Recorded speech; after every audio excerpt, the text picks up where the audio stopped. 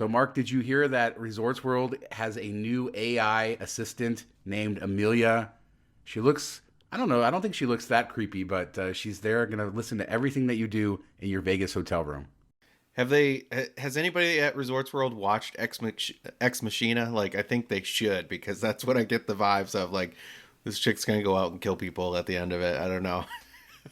Virtual assistants are the worst. They're the Is, worst. I hate them. isn't everybody used to like Siri and, Google and all the other assistants? So isn't this just an extension of that? I don't personally like it, but I do have my phone that listens to me. So why not the hotel room?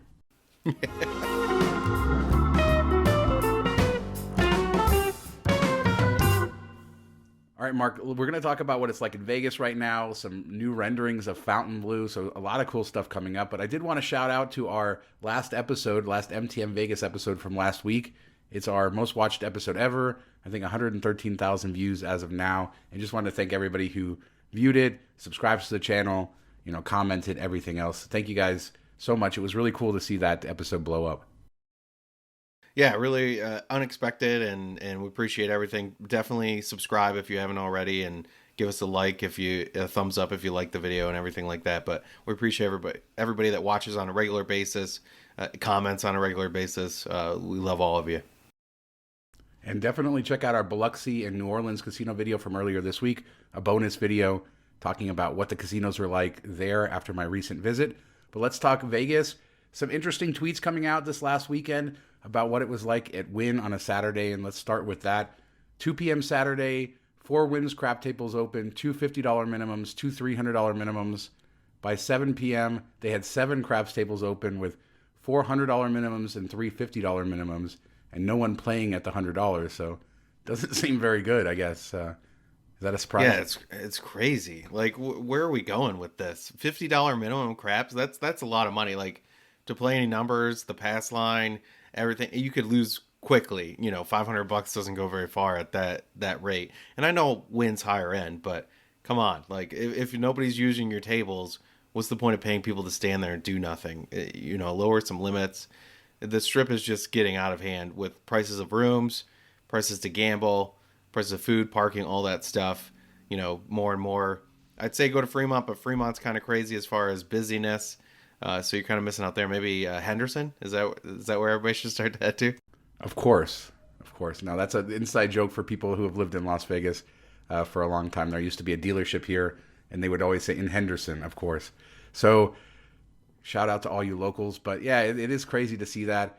We'll keep an eye on things as we get into deeper into March Madness and stuff like that. I'm sure the casinos are going to get busier and $250 minimum go up. Yeah, exactly. Exactly. All right. There was a tweet about Cromwell, and we always love to talk about Cromwell because you love the hotel so much, and I think it's very much overrated. Let's just put it that way. At least the hotel part is. Well, you didn't go there before the pandemic when it was new and fresh, 4 or 5 years ago. So I went there on the first day it was reopened after being closed. Yeah, but it was like it was scuzzy for months. Remember when you walked by, it was all like. And they had they were taping like Real World knockoff there or something crazy like that. So yeah, it was a bizarre thing. Some craziness there, but I noticed a lot of wear in the rooms, some dirt and stuff like that. And we saw this Twitter user kind of post pictures showing the furniture just really chipped to hell. The elevator banks bad, water damage everywhere. Kind of reminds me of what I saw, which was just some very aged rooms. Shows that Caesars isn't really investing in that property. I mean, any property. That's true. We have rumors of the Flamingo for sale. Maybe this will be part of the deal or something. But this used to stand alone as their like boutique property, somewhat luxury, high end. You don't have a huge casino to walk through, really close to the strip. I mean, that prime location. It's weird to see them kind of let this go. Yeah, that's what's really strange because it's boutique, it's small. Maintenance shouldn't be that difficult. But we've seen it across Vegas, across pretty much the country. It's hard to find cleaning people and keep things up, and hotels are struggling in that aspect. So I'm guessing that's playing a role here, which is still sad to see. When it first opened, I loved the color scheme. I liked the design, all that stuff. You could tell the furniture was a little bit cheaper, and that's starting to show now. But, the casino, I still love the casino, the smell of it and the look of it. But, to let it get to this level on something that is a boutique and kind of like a higher end in your portfolio, is pretty sad. I don't know. It has a great nightclub that people go to all the time. It just doesn't make sense. You think this would be one of the properties that you would invest money in and keep it up. Yeah, I mean, there's investing money in Nobu Hotel. This, I feel like, is just below that in what the rates have always been historically. And there's certainly a lot of, I would think, demand for a hotel like that. Only a couple hundred rooms, like I said, very small. So it's sad. Sad to see This it. would be cool for like an investor to buy or something, like to get into the space, smaller end hotel. You don't have a ton of stuff to take care of or investment in it, and just refresh it and kind of make it like, like a Cosmo type of feel where you come in and you're just, wine and dined over the top and treated really well. It wouldn't take a lot because it's such a small property. I think it could be really cool and a unique aspect to the strip, and Caesars being Caesars, can't do that, but I would love for them to sell it. Sell everything. You guys suck. Exactly. They did talk about how selling their property will help them increase room rates, right? Because they're competing with themselves at this point because occupancy is so low. So I wonder, maybe that is on the table if they're going to sell Flamingo, give up that corner. But who knows? Well, we've It even looks seen it terrible. like the last couple times I've gone to Caesar Palace. It's not, in great shape. The pool area has tile falling and mold everywhere and cracks, and they just really haven't invested in upkeep. And since the purchase, it doesn't seem like that's going to change anytime soon. Like they almost just, stayed along until they could, sell and merge, and then once that came through, nothing has changed since. So, money grab. Yeah. So we'll keep you guys up to date on what's happening. We hopefully will learn something new about what property they're going to sell and other changes that are happening. We know Cosmo is going to go into the hands of MGM sometime in the next quarter, so that's going to be something coming up. Palm's getting ready to reopen, so that's something coming up. So a lot of changes I'm still excited for still Palms. coming. I'm Me excited. too. Because they had just redone a whole bunch of stuff, and it was kind of, an it property again, and then it shut down. And they've missed this huge wave of gambling, which I was talking about Travel Fanboy on Twitter about. Vegas has never seen bigger numbers gambling, and this place has been closed the whole time, and it's probably in one of the best shapes when it shuttered for the pandemic. It was set up to really do well, so I'm kind of surprised that they didn't get this ball rolling a bit sooner. Well, it's rolling at least, so they have some good staff. We keep seeing new announcements of people getting hired. I think the conversation with Travel Fanboy on Twitter happened when he was responding to their like head of public relations saying, give me a free meal and I'll cover you as an influencer or something like that. So we'll see what the threshold for that is. There is new news in the North Strip All Net Arena, which is that arena that's been in the works for 8+ years. It sits on the land, or it's supposed to sit on the land where Wet and Wild used to sit, just south of the Sahara Hotel. It's been just a empty dirt lot for, I don't know, for over a decade now. And basically they spent $40 million to dig a hole in the ground for what was to be this $4 billion arena. Jackie Robinson, the former basketball player, former UNLV player, has said over the years he's had various funding that has fallen through. But now, apparently, Active Capital Holdings, Arthur Lewis, who is the head of that, has said that they have secured the funding for the $4.7 billion project, which will have multiple hotels, restaurants, and the arena. There's also news this week about an NBA franchise coming to Vegas. So with LeBron involved and some pretty big heavy hitters in the sports industry. We know that T-Mobile is there. This is a project that seems weird. Do we need another arena in Las Vegas? No, I mean, what are you going to do? Roll the sphere into the hole and call it good? Like, where are you going to put all this stuff? I don't understand it. And if you want an NBA team, you already have T-Mobile. There's plenty of multi-use arenas that do hockey and basketball. And if you're owning a franchise and you want to move, why wouldn't you want to save money and do that where you're paying half the freight of an arena instead of building this new monstrosity? I don't get it. I don't. Do you need more event space? I feel like Vegas is already like at the peak of that. Do we need to add more? I don't know. Somebody's gonna take a bath on it. Yeah, I mean, if you're Genting and Resorts World, if you're Fontainebleau, if you're anybody who owns anything on the North Strip, you're in favor of this project, right? Because T-Mobile and Allegiant Stadium are on the south end of the Strip. A lot of development happening on the north, so it could make sense in that way. I guess if they could get the right hotel casino package along with the arena, that could be a new casino on the north and not just the arena by itself. And I will say, Jackie Robinson, this guy has been pursuing this deal for, like I said, over 8 years. He's gotten approvals various times.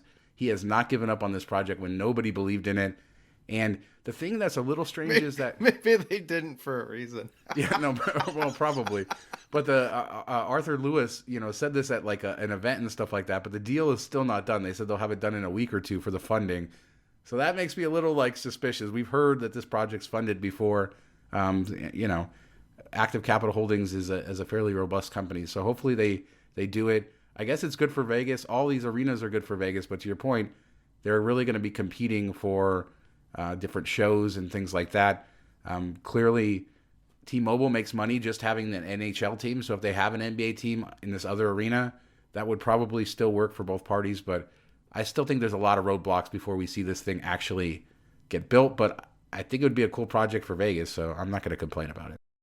I threw that Sphere comment in there for the one commenter on on the previous video that said I don't even like my mom's meatloaf because I always rip on MSU Sphere.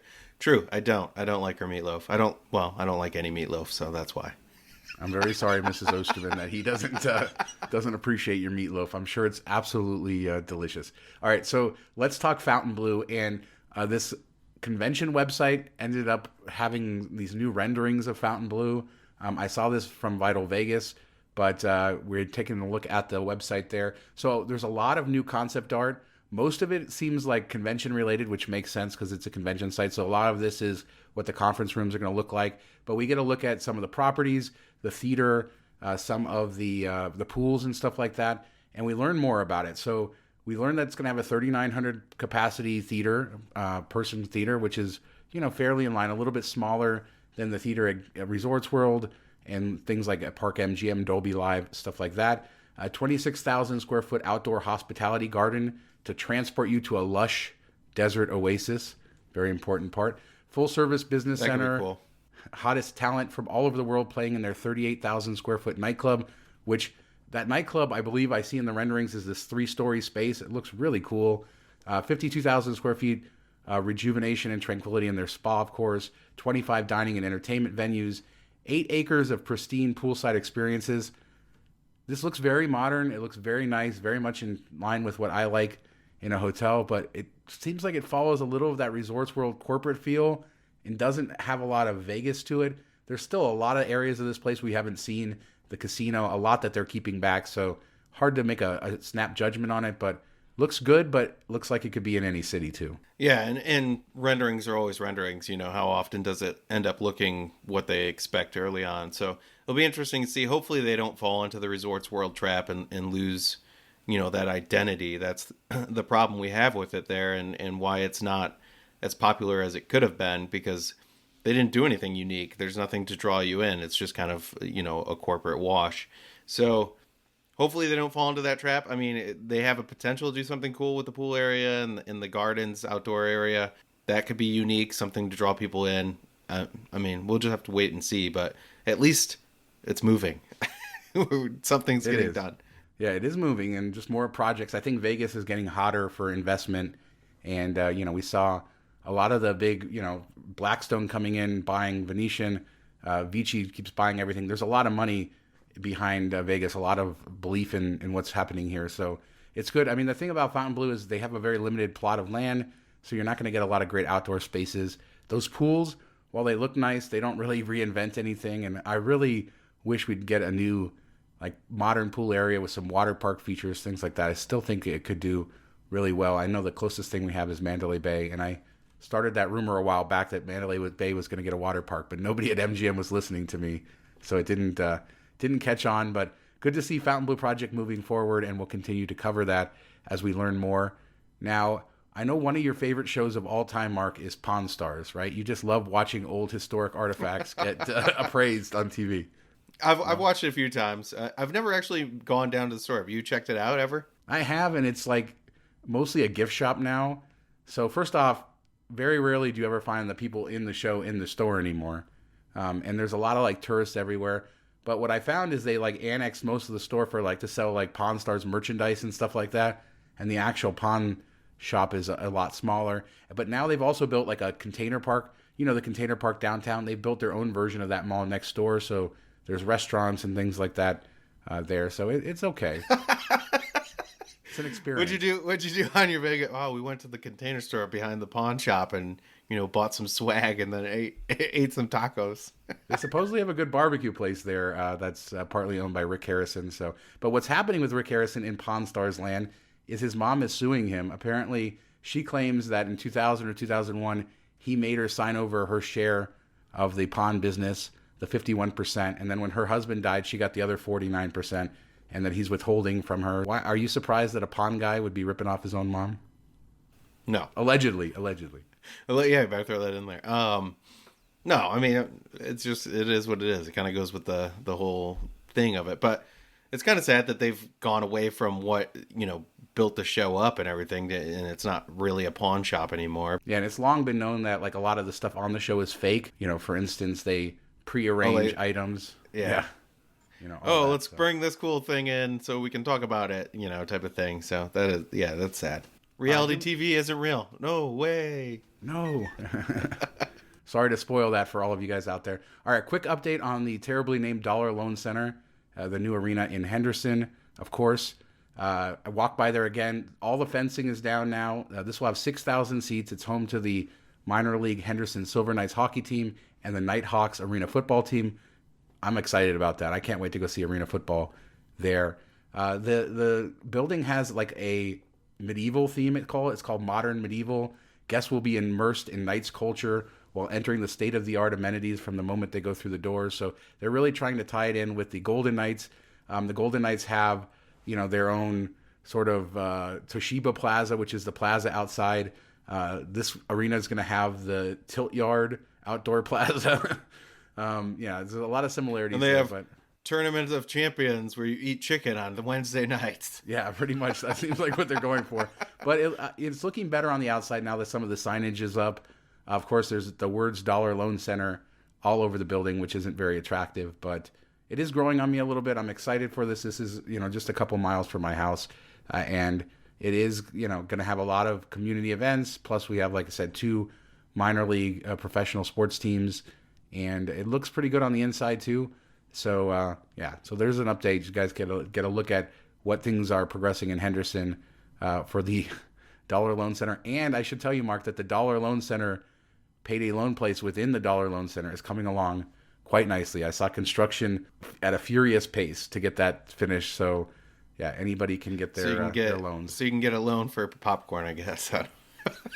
Oh, God. All right. Before I get on my soapbox, let's finish up with this. Did you hear the story about MGM National Harbor in the D.C. area?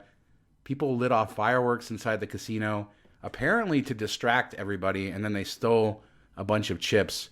I'm surprised that this doesn't happen more often. I mean, certainly in Vegas, there would be this whole other thought process with shootings and stuff like that. But I mean, it seems like it worked fairly well. They were able to steal chips, and they didn't get caught. Yeah, I mean, I think that's what everybody thought when they first heard the fireworks too, that there was an active shooter in the thing. So that's, taking it to that level is not the greatest, but it is kind of interesting to see with all the security measures casinos have that they were able to be successful. And it sounds like they don't really have any leads or anything. I mean, the problem is, of course, cashing the chips back in. Maybe they watch 21 and they'll have a parade of strippers come in and cash them in. I don't know if that still works once it's in a movie, but I don't know how they're going to cash them out. That's the problem. And it's just kind of reminds us of the whole kind of security mechanism that's in place in casinos now. We had the Rock and Roll Half Marathon here not too long ago, and Resorts World went and inspected every single one of their rooms that faces the Strip. Still a lot of concern around this stuff, and it's interesting that story broke just to kind of remind us that casinos have changed their protocols, and they really do everything they can to make people safe. And probably in doing that, something like this happens where somebody is able to take advantage of that sort of frenzy and that response that no doubt security had to making sure it wasn't shots or anything else, to where they were able to not only get the chips, but apparently evade the cameras in some way, or they're not, they don't seem to have a lot of leads, but who knows, maybe they do and they're not releasing that information. But it would be scary for sure. Yeah, this plays into, we had talked about a couple weeks ago, Caesars maybe going to one chip for all casinos. Like this is the type of stuff that would be a reason not to, because how much easier would it be to cash those chips back in at little times all over the place? versus, you have to go back to one property. So I don't know why any casino would want to do that. This is another security measure basically built in if they have their own unique chips. I mean, if it was enough, they could just kind of roll over to a new design and stuff and leave people in the dust. So those are all kind of options you got built in when you do that. I wonder if they're, with these new chips and the RFID, if they're building in, each unique identifier so they can tell which chips have been stolen and kind of like digitally mark them, kind of like the old day of putting an ink pack when you rob a bank. So I wonder if chip technology is going to progress to that point where if you steal chips, they're able to pretty easily figure out which chips were stolen and then make them worth nothing, kind of taking away any advantage of taking them. So I don't know, but it sucks for whoever did that. No real You life suck. Ocean's 11s then. No real life Ocean's 11. Don't light off fireworks in a casino. Don't be that person. Let us know what you guys think about any of these stories. What do you think about the Fontainebleau renderings, that new arena coming to the North Strip? I'm going to say coming because I really do hope it's there. It's been sad to see that we lost our beloved Wet and Wild for nothing all of these years. The Dollar Loan Center, let us know.